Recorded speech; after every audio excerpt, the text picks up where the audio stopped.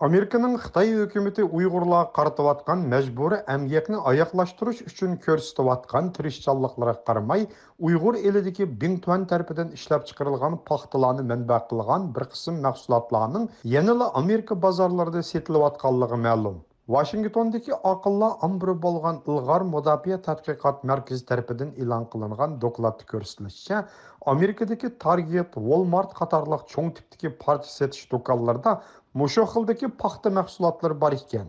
Bu vaqtdagi dokladning avtori Irina Buxarin manba jurnaliga mundaq degan: Tahlilimiz shuni isbotladiki, Xinjiangdagi Uyg'urlarni xo'rlash yanada yer shari soda va pul muomala sohasiga keng ko'lamda bog'lanishliq bo'lib qolgan. U moda sanoatiga kengaygan.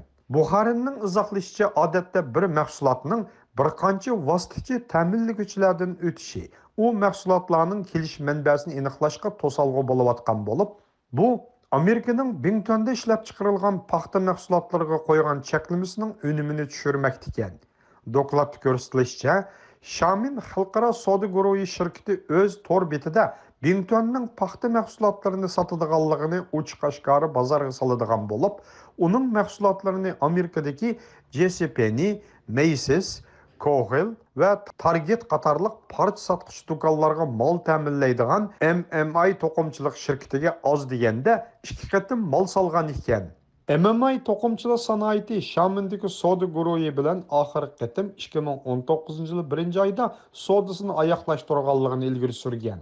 Tadqiqotchi Buxarinning deyishicha, Bingtonning dunyo bilan bo'lgan aloqasining murakkabligi aloqador taraflarning ta'minlash zanjirining Uyg'ur elidagi zulm bilan bog'lanishi bor yo'qligini tushunishni qiyinlashtirayotgan bo'lib, bu Uyg'ur elidan bevosita paxta setib olmaslikning zulmni to'xtatish uchun yetarlik emasligini namoyon qilib berdi ekan.